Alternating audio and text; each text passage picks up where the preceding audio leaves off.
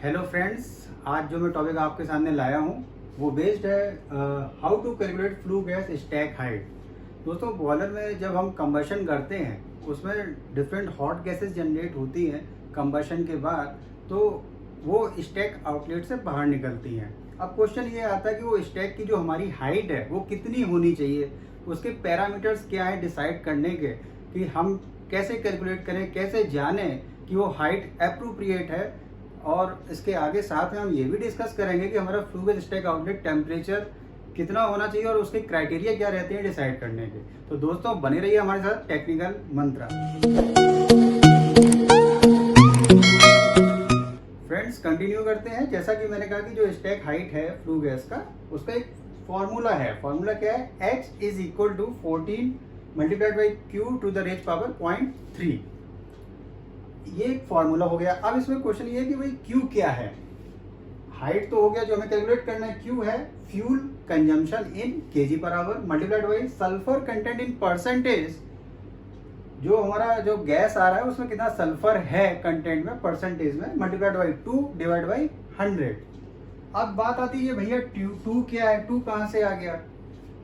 अब जो natural gas अगर हम लेके चल रहे हैं या कोल लेके चल रहे हैं, उसमें कंबशन होगा तो उसके साथ जो सल्फर कंटेंट है उसका भी कंबशन होगा, तो उसकी जो रिएक्शन बनता है वो रहता है S plus O2 gives SO2।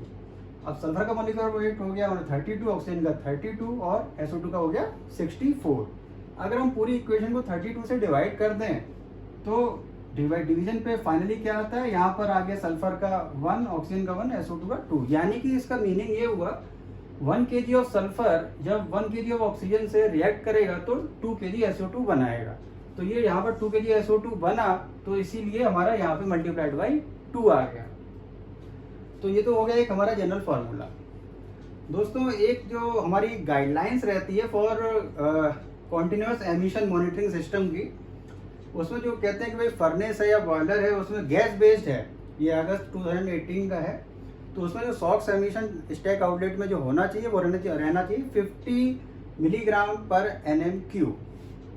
अब जब हम इस फार्मूले से इससे कैलकुलेट करते हैं तो हमारी जो हाइट है वो बहुत ही, चूंकि नेचुरल गैस में सल्फर कंटेंट निग्लेजिबल ही रहता है, नील रहता है, थोड़ा बहुत आ भी जाए तो वो उतना नहीं रहता, जिससे हमारी हाइट जो है वो कमी आती है कैलकुलेशन की अगर हम बात करें। लेकिन जो इंडियन पॉल्यूशन हमारा कंट्रोल बोर्ड है वो कहता है कि भाई हमारा चाहे कितना भी फ्यूल रेट हमारा कम हो, चाहे कितना भी एमिशन रेट सॉक्स का कम हो, लेकिन मिनिमम हाइट हमारी 30 मीटर तो होनी ही चाहिए। इसीलिए हम मिनिमम हाइट इसमें जो भी हमारी गैस बेस्ड है उसमें 30 मीटर तो रखते ही हैं। अब बात आती है कि हाइट ज़्यादा कहाँ रहती है। हाइट जो कोल फायर्ड बॉयलर हमारे रहते हैं उसमें जो कि सल्फर कंटेंट थोड़ा ज़्यादा रहता है। सल्फर कंटेंट अगर हम मान के चले, जैसे कि हमने कैलकुलेशन भी एग्जाम्पल के तौर पर लिया है, कोल फायर्ड बॉयलर लिया है जिसमें सल्फर है 0.5% मैक्सिमम कंटेंट हमने लिया है, और मान लिया कि भाई इसमें जो फ्यूल का जो रेट है वो है हमारा 13,000 kg पर आवर। तो जैसा कि मैंने कहा कि H equal to 14 Q to the raise power 0.3। अब Q पहले कैलकुलेट करेंगे तो फ्यूल कंजम्पशन हो गया 13,000, जो यहाँ पुट कर दिया। सल्फर कंटेंट 0.5% मल्टीप्लाइड बाई 2, ये हो गया, डिवाइड बाई 100 तो आ गया 130। जब इस फॉर्मूले में हम रखेंगे H equal to 14 Q to the power 0.3, तो हमारा जो Q आ गया 130, तो इसको जब कैलकुलेट करेंगे तो आ जाता है 60 मीटर।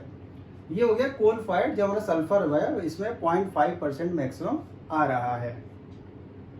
ये तो हो गई हमारी कैलकुलेशन की बात। अब जैसा कि मैंने सेकंड पॉइंट भी ऐड किया है कि स्टैक आउटलेट टेम्परेचर कितना होना चाहिए, उसके डिसाइडिंग क्राइटेरिया क्या है।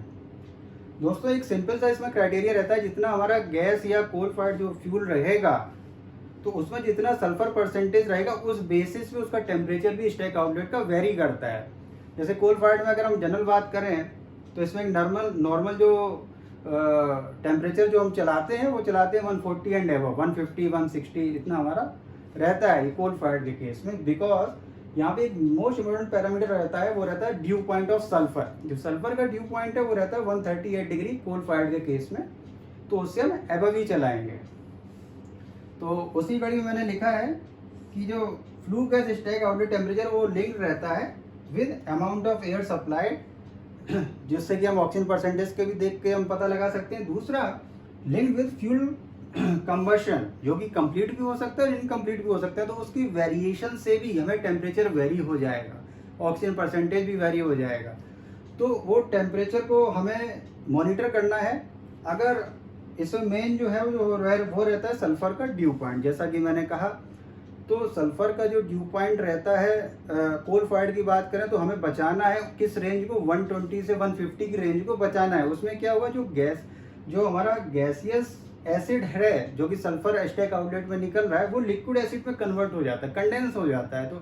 तो क्या होता है कि भाई चिमनी आउटलेट में अगर कंबशन अच्छे से नहीं हुआ, लिक्विड फॉर्म में वो स्प्लिट आउट करेगा तो कोरोजन होगा, पिटिंग कोरोजन होगा।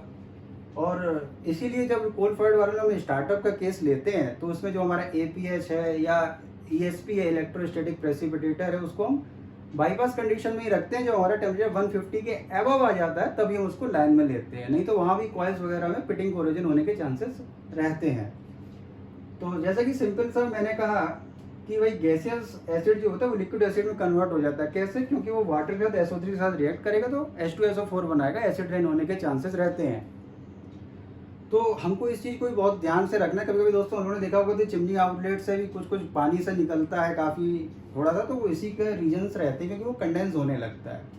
हालांकि जो गैस फायर्ड रहते हैं, तो गैस फायर्ड केस में जो, चूंकि जैसा कि मैंने कहा इसका जो क्राइटेरिया रहता है स्टैक आउटलेट टेम्परेचर का, वो रहता है कि भाई गैस में हमारा कितना सल्फर कंटेंट है। तो उसमें सल्फर कंटेंट हमारा कम रहता है तो टेम्परेचर भी कम रहता है स्टैक आउटलेट में। जो नॉर्मल गैस फायर्ड वाले रहते हैं उसमें 110-115 डिग्री भी चला लेते हैं, या वेस्ट हीट रिकवरी वाले जो रहते हैं बॉयलर, उसमें तो अंडर 100 भी हम लोग प्रिफर करते हैं। कोल फायर्ड के केस में ज़्यादा रहता है। तो दोस्तों ये हमने जो आज आपको जानकारी दी है स्टैक हाइट कैसे फ्लू गैस की कैलकुलेट करते हैं, स्टैक आउटलेट में जो टेम्परेचर का डिसाइडिंग पैरामीटर क्या है और कितना हमको चलाना चाहिए गैस बेस के केस में, कोल फायर्ड के केस में। तो ये जानकारी दोस्तों बहुत ही इंपॉर्टेंट हो जाती है, इसको आप स्टडी आउट कीजिए। कोई भी क्वेश्चन या कोई भी डाउट्स हैं आपके, आप हमसे रेस कीजिए, मैं आपको आंसर करूंगा। तो आगे भी दोस्तों मैं बहुत अच्छे टॉपिक्स आपके समक्ष लाऊंगा। तो दोस्तों बने रहिए हमारे साथ आगे भी टेक्निकल मंत्रा में। अभी के लिए मुझे बस इजाज़त दीजिए। जय हिंद, जय भारत।